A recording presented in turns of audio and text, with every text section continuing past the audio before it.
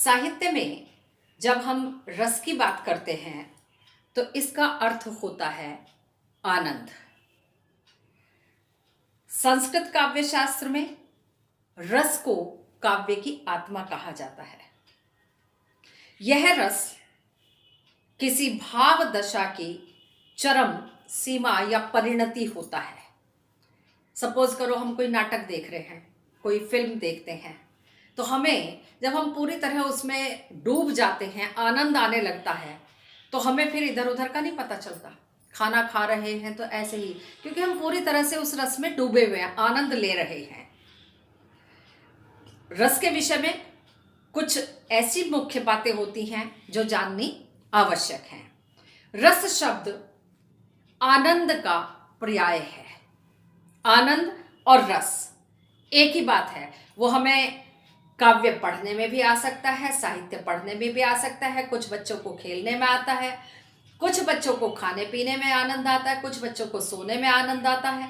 बच्चों नहीं, सभी की बात है इसमें। हम सभी को अपनी अपनी रुचि के अनुसार जो जिस कार्य में हमारी रुचि होती है उसी कार्य में हमें आनंद आता है। और एक विशेष बात है कि कोई भी कार्य जब हम अपनी रुचि के अनुसार पूरा आनंद लेते हुए करते हैं तो उस कार्य में हमें कभी असफलता नहीं मिलती। ये जीवन का मंत्र भी है। वो चाहे कोई घरेलू काम हो, चाहे हमारी पढ़ाई का काम हो, या अन्य कोई भी काम, जब हम पूरी तन्मयता के साथ, लगन के साथ, आनंद के साथ कार्य को करते हैं तो उस कार्य में कभी असफलता की गुंजाइश होती ही नहीं। काव्य को पढ़ने से, नाटक पिक्चरों को देखने से हमारे मन में जो भाव जागृत होते हैं, वो भाव ऐसा नहीं है कि एक लिमिट तक ही सीमित हो जाते हैं। वह रस, आनंद दर्शक हो, श्रोता हो, पाठक हो, सबको पूरा पूरा चरम सीमा तक ले जाकर हमें आनंद प्रदान करते हैं, बशर्ते हमारी रुचि के अनुसार हो। काव्य नाटक में जगने वाले भाव सुखात्मक भी हो सकते हैं, दुखात्मक। कभी कई बार ऐसा होता है कि मान लीजिए मेरे मित्र से झगड़ा हो गया, मेरा मन बड़ा परेशान है, और इसी तरह का हमने कोई नाटक या पिक्चर देख लिया, या हमारे जीवन में जो घटनाएं घट रही हैं उसी से मिलता जुलता हम कोई नाटक, मूवी या कुछ भी देखते हैं, तो हमें ऐसा लगता है, हम इतना डूब जाते कि ये मेरी ही जीवन कहानी चल रही है। बड़ा आनंद आने लगता है, बहुत रस आता है। तो वो हमारे जो भाव हैं उनकी हम अनुभव भी कर सकते हैं। उनको भाव हमारे मन में हमेशा से होते हैं, बस परिस्थिति देखने पर वो उभर कर सामने आ जाते हैं। एक एग्जाम्पल देती हूँ। हम कोई हंसने वाला दृश्य देखते हैं, किसी जोकर को देखते हैं, या अन्य कोई लाफ्टर शो देखते हैं, तो वो हास्य भाव हमारे मन में पहले से है, परंतु बाहरी परिस्थिति हमें ऐसी मिली कि हम हंसने पर मजबूर हो गए और हम हंसने लगे खिलखिलाकर। या कई बार कोई दुख की परिस्थिति आ जाती है तो वो भाव तो पहले से व्याप्त है हमारे मन में, पर परिस्थितिवश वो भाव निकलकर बाहर आ गया और हम दुखी हो गए या रोने लगे। इसके बाद आता है रस के अवयव।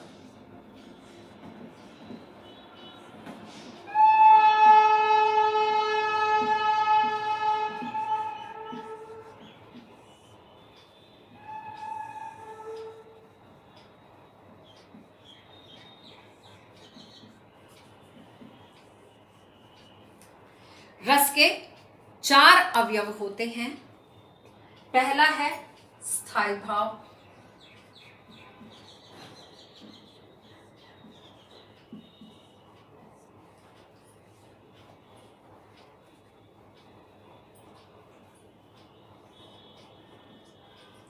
दूसरा होता है विभाव। विभाव के फिर 2 प्रकार होते हैं, आलंबन और उद्दीपन।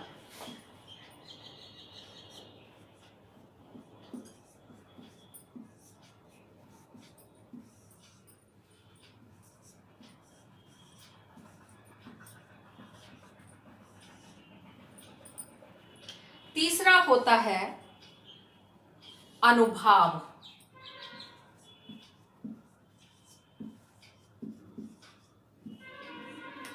और अंतिम होता है संचारी भाव।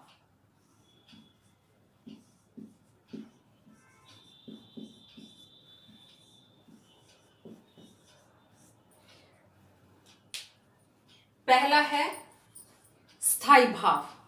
स्थायी भाव उन भावों के लिए कहा गया है जो भाव हमेशा से हमारे मन में व्याप्त रहते हैं, हमेशा के लिए होते हैं, परिस्थितिवश वो बाहर आ जाते हैं। जैसे 2 उदाहरण मैंने आपको दिए हैं। ये भाव हमारे मन में स्थायी रूप से रहते हैं, हमेशा से और स्थायी रूप से रहते हैं। दूसरा है विभाव। जिस वस्तु व्यक्ति के कारण हमारे स्थायी भाव जागृत होकर बाहर निकलते हैं उनको विभाव कहते हैं। फिर इसके 2 उपभेद होते हैं। पहला है आलंबन। वह व्यक्ति, वस्तु, घटना जो स्थायी भाव को जागृत करने वाली है उसे आलंबन भाव कहते हैं। और दूसरा है उद्दीपन। उद्दीपन से तात्पर्य होता है जो भाव को और अधिक उद्दीप्त करने में, जागृत करने में, तीव्रता लाने का कार्य करती है, या उन भावनाओं को, चेष्टाओं को और अधिक जागृत करती है, जागृत करने का कार्य करती है, उसे उद्दीपन विभाव कहते हैं। तीसरा आता है अनुभाव। अनुभाव शब्द के 2 अर्थ मानते हैं। पहला अर्थ है स्थायी भाव के जागृत होने के बाद जो शारीरिक और मानसिक हमारी चेष्टाएं होती हैं, जिनके कारण से छोटे छोटे भाव हमारे मन में जागृत होते हैं, वे अनुभाव कहलाते हैं। दूसरा इसका अर्थ है हमारे जेस्चर्स, हमारी भाव भंगिमाएं। वो भाव जागृत होने के कारण जो हमारे चेहरे पर भाव आए, हमारे शरीर में उन भावों का दिखाई देना, ये भी अनुभाव के अंतर्गत ही आता है। और अंतिम है संचारी भाव। इसको व्यभिचारी भाव भी कहा जाता है। कोई भी भाव, अच्छा बुरा, सकारात्मक नकारात्मक, जब हमारे मन में जागृत होता है तो वो अकेला नहीं होता है। बड़े कहना चाहिए कि कई बार सुख दुख, या दुखी हुए तो साथ में रोना भी आ गया, या छोटी छोटी, आप एक बात देखिए कि समुद्र में एक लहर आती है, पूरे को तरंगित कर जाती है। ठीक ऐसे ही हमारे मन में, चाहे वो हंसी का भाव है, चाहे दुख का भाव है, रोने का, यदि एक बार एक भाव आता है तो निश्चय ही हमारे पूरे शरीर को वो तरंगित कर जाता है, यानी उस भाव का संचरण कर जाता है। इसलिए इसको संचारी भाव कहते हैं। इसके बाद नेक्स्ट आता है रस के स्थायी भाव।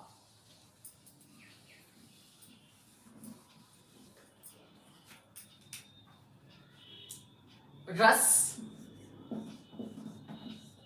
और स्थायी भाव।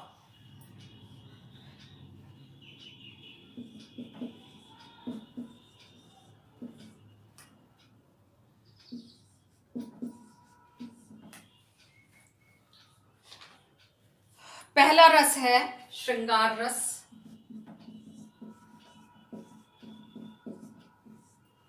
इसका स्थायी भाव है रति।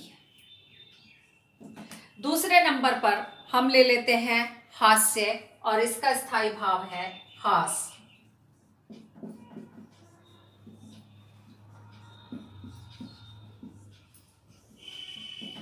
तीसरे पर हम ले लेते हैं करुण रस। इसका स्थायी भाव है शोक।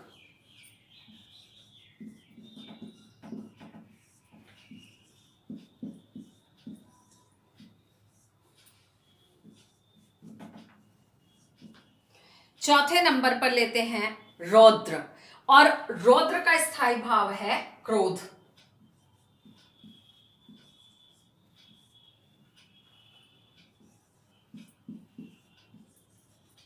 पांचवें पर लेते हैं वीर रस। इसका स्थायी भाव है उत्साह। कई बार परीक्षा में केवल स्थायी भाव ही पूछने के लिए आ जाता है। फिर से हम यहां लिख लेते हैं रस और स्थायी भाव।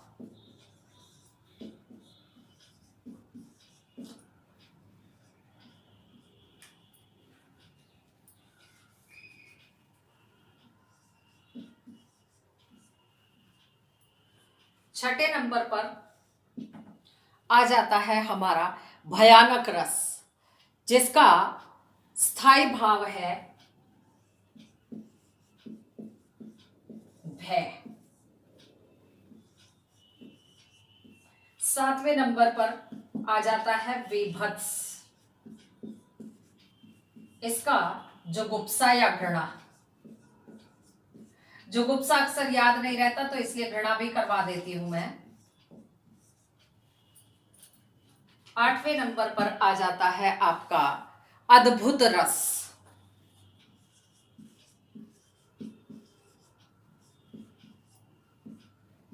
इसका स्थायी भाव होगा विस्मय या आश्चर्य।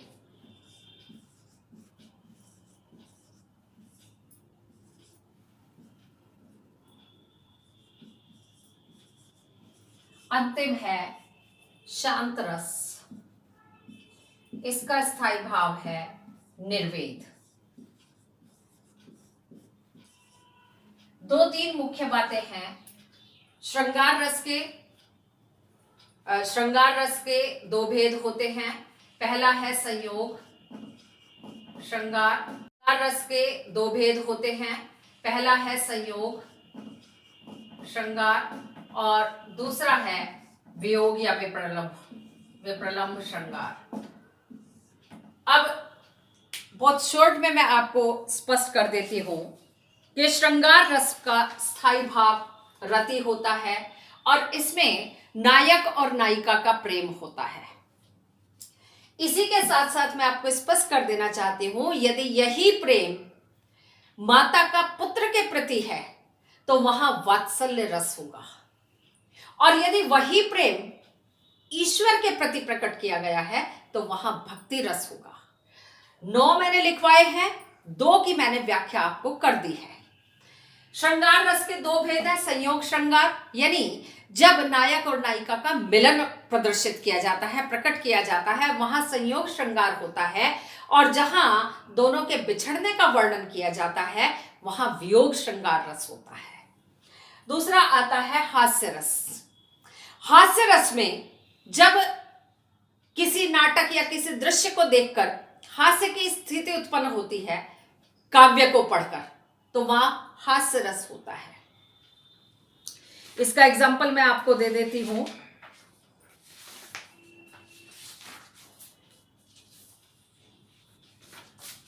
तंबूरा ले मंच पर बैठे प्रेम प्रताप, साज मिले 15 मिनट, घंटा भर आलाप, घंटा भर आलाप राग में मारा गोता, धीरे धीरे खिसक चुके थे सारे श्रोता। और अन्य भी कई सारे एग्जाम्पल हमारे सम्मुख देखने को आते हैं। करुण रस का स्थायी भाव है शोक। ये मन में दुख के भाव जागृत करने वाला है।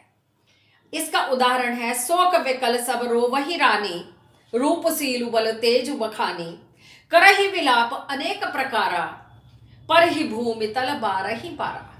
तुलसीदास जी ने लिखा है कि जब रावण का वध कर दिया गया था श्री राम के द्वारा, तब उस समय उसकी रानियां तरह तरह से उसके पराक्रम का वर्णन कर रही हैं और विलाप कर रही हैं। चौथा है रौद्र रस, यानी जिन काव्य पंक्तियों को पढ़ने से रोष अर्थात क्रोध की स्थिति उत्पन्न होती है या भाव जागृत होते हैं, वहां रौद्र रस होता है। श्री कृष्ण के सुनकर वचन अर्जुन क्षोभ से जलने लगे, सब शील अपना भूल कर करतल युगल मलने लगे। यानी बदला लेने के लिए उन्हें इतना गुस्सा आया कि किस तरह से मैं बदला ले लूं। इसके बाद नेक्स्ट है वीर रस, और वीर रस का स्थायी भाव है उत्साह, जोश। बुंदेले हर बोलो के मुंह, हमने सुनी कहानी थी, खूब लड़ी मर्दानी, वो तो झांसी वाली रानी थी।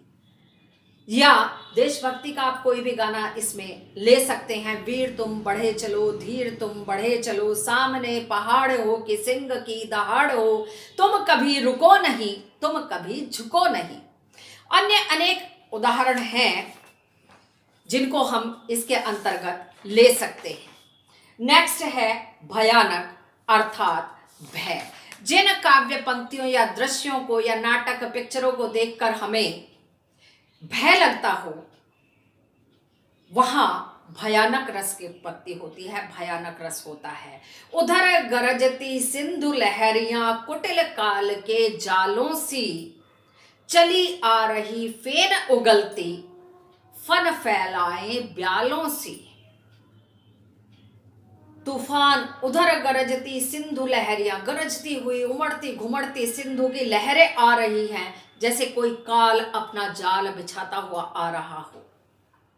फेन उगलती, झाग उगलती हुई, ठीक ऐसे ही आ रही हैं वो लहरें जैसे कोई नाग अपना फन फैलाए हुए डसने के लिए आ रहा हो।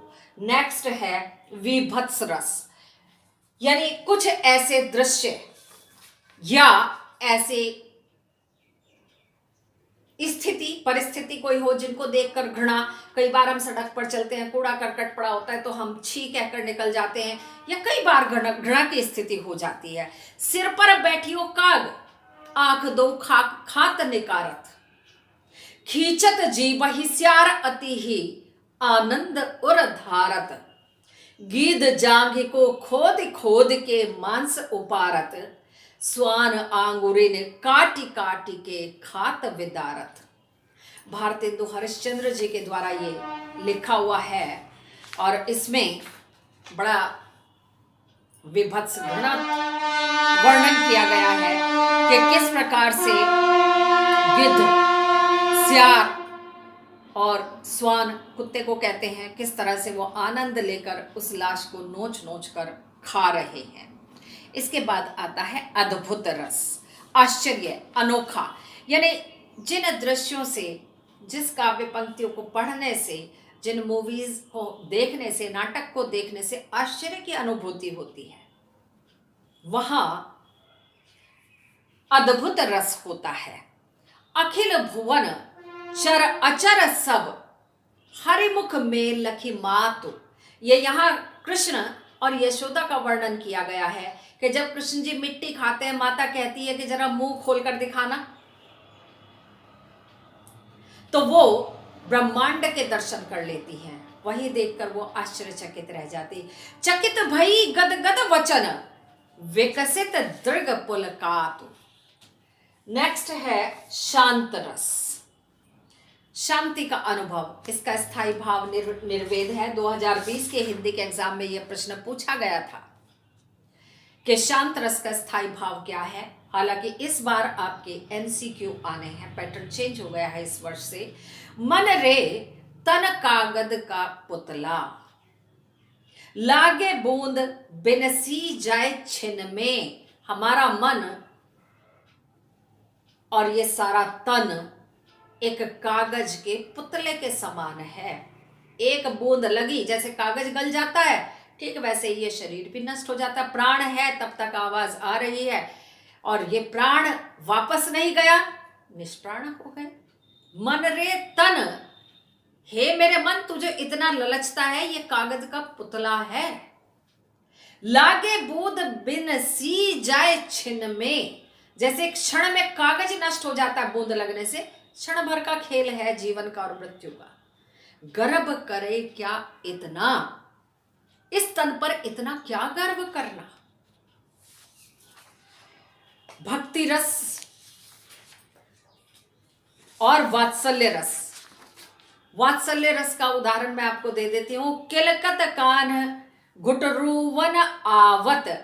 फिर से यहाँ सूरदास जी द्वारा लिखा हुआ है, कृष्ण जी का वर्णन किया गया है।